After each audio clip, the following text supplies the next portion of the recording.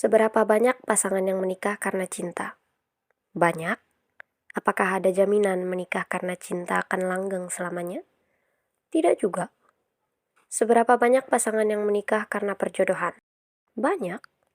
Apakah menikah karena perjodohan akan membuat pasangan tidak bahagia?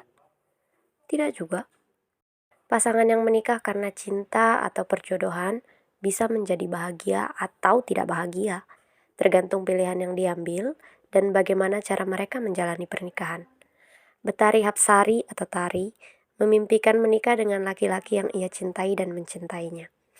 Ayah bundanya saling mencintai. Pak D dan budenya juga saling mencintai. Pernikahan keduanya bahagia, dan kehidupan rumah tangga mereka adalah panutannya. Ia menginginkan kehidupan pernikahan yang seperti itu. Namun, takdir membawanya ke tempat yang berbeda. Hari ini, ia menikah dengan laki-laki yang baru ditemuinya sebulan lalu.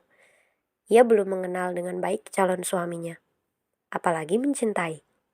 Tetapi ia percaya, cinta bisa datang kemudian, ketika pasangan sudah bersatu dalam ikatan yang halal.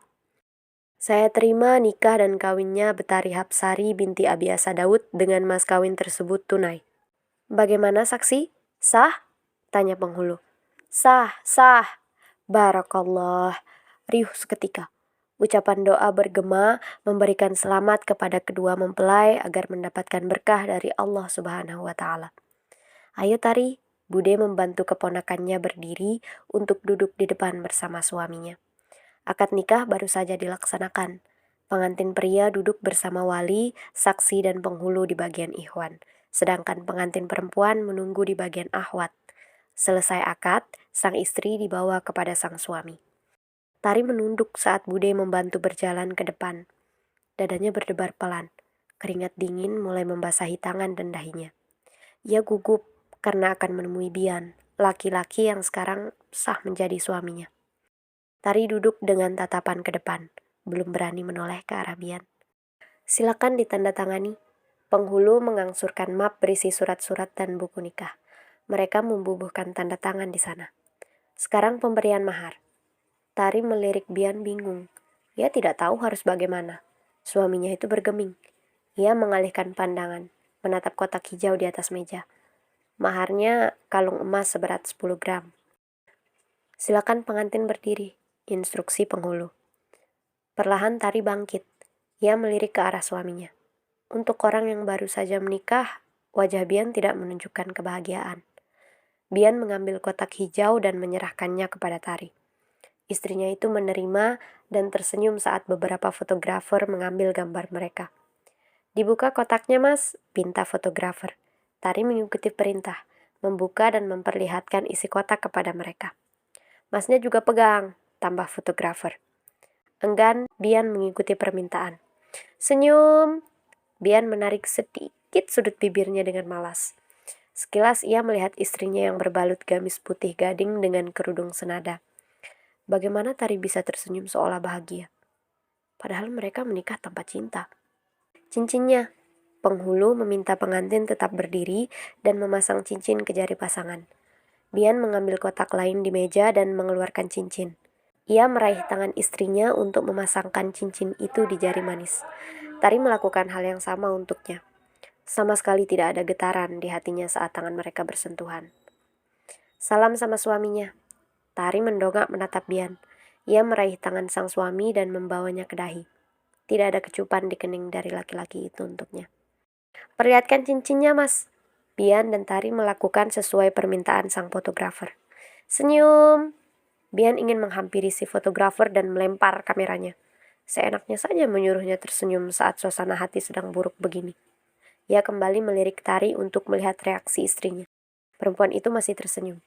Benar-benar aktris hebat, pikir Bian. Buku nikahnya? Rahang laki-laki itu mengertak menahan kesal. Ia berharap semua segera berakhir. Saat sungkeman, pembawa acara mengucapkan kalimat syahdu yang menggetarkan hati, membuat yang menyimak menangis haru, terkecuali mempelai pria. Sejak awal Bian tidak menginginkan pernikahan ini. Hanya karena bakti kepada orang tuanya, ia rela menikah dengan perempuan pilihan mama yang baru dikenal sebulan sebelumnya. Seremonial usai. Saat ini Bian berdiri berdampingan dengan istrinya, menerima ucapan selamat dari para tamu dan keluarga yang hadir. Ia tidak memperhatikan siapa yang datang dan siapa yang baru saja mengucapkan selamat kepadanya. Semua hanya kilasan-kilasan adegan tidak penting.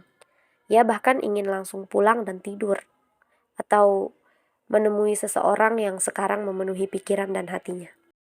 Bagaimana keadaannya sekarang? Tari tersenyum kepada tamu undangan. Ia sudah menjadi istri seorang biantara wicaksana.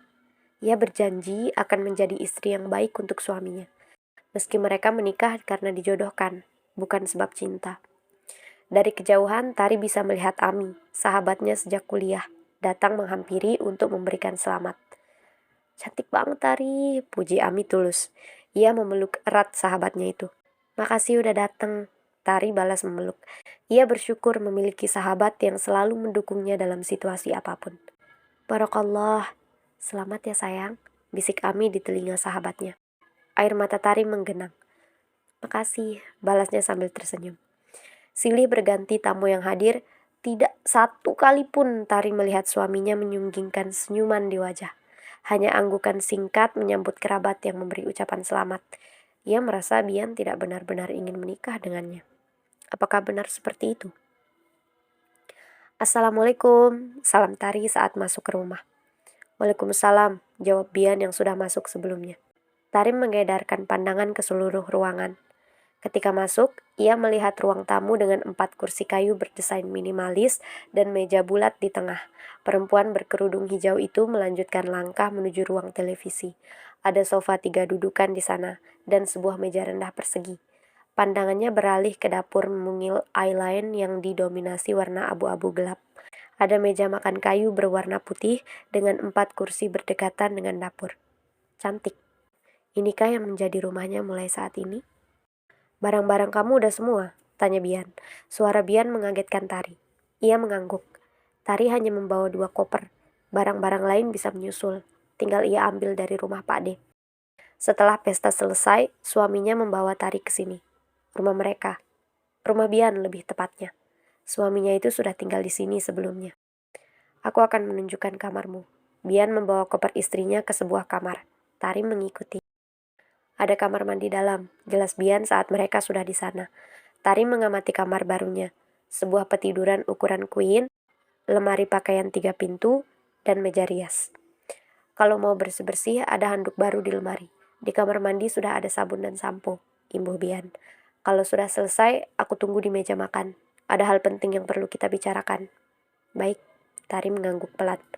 Oke, Bian hendak keluar kamar, tetapi Tari mencegahnya. Kamar kamu? Tari penasaran apakah Bian akan tidur di kamar ini bersamanya. Di atas, sahut Bian singkat. Setelahnya ia keluar dan menutup pintu. Tari menarik nafas panjang dan menghembuskannya perlahan. Mereka tidur terpisah? Jadi suaminya benar-benar tidak menginginkan pernikahan ini. Ia berusaha keras untuk tidak sakit hati. Ia sudah mempersiapkan kemungkinan terburuk. Suaminya boleh bersikap tidak peduli, tetapi sebagai istri, ia akan menjalankan tugasnya dengan baik. Ia melangkah ke lemari dan mengambil handuk. Ia perlu mandi dan sholat sebelum menghadapi Bian dan hal penting yang ingin dibicarakan. Apa ini? Tari menatap lembaran kertas di meja dengan dahi mengernyit. Kesepakatan pernikahan, terang Bian datar. Kesepakatan pernikahan? Maksudnya? Tari masih tidak mengerti. Kesepakatan pernikahan selama kita menikah. Alis Tari bertaut. Aku masih belum mengerti. Kita menikah karena menuruti kemauan orang tua, bukan cinta. Kamu tidak berencana untuk menikah selamanya, bukan? Tari tertegun. Tentu saja ia berencana menikah untuk selamanya. Ia memang menikah karena dijodohkan oleh Pak D dan Bude, tetapi ia berniat menjalaninya sepenuh hati. Baginya menikah itu ibadah, bukan perkara main-main, apalagi hanya untuk sementara. Maksud kamu, kita menikah hanya sementara, lalu pisah? Bian mengangguk. Tari hendak membuka mulut dan memprotes, tetapi diurungkannya. Kamu punya kamar sendiri, aku juga. Lantai atas adalah area pribadiku. Kuharap kamu tidak naik ke sana, jelasnya. Tari diam mendengarkan. Aku akan mengurus keperluanku, kamu mengurus keperluanmu. Anggap saja kita 2 orang asing yang hidup di bawah satu atap. Ia berhenti dan menghela napas. Kamu tidak perlu repot menyiapkan makanan untukku atau lainnya. Tidak perlu melakukan kewajiban seorang istri. Tidak juga harus meminta izin untuk melakukan sesuatu. Lakukan saja sesukamu. Tari merasakan nyeri di hatinya. Ternyata ini lebih buruk dari dugaan. Ia tahu ini bukan pernikahan impian. Mereka belum mengenal dengan baik satu sama lain. Ia hanya berharap mereka sama-sama mencoba membuat ini berhasil. Tetapi Bian sepertinya menganggap pernikahan ini tidak pernah ada. Bahkan sudah berniat berpisah pada hari pertama mereka menikah. Kamu bisa baca dulu.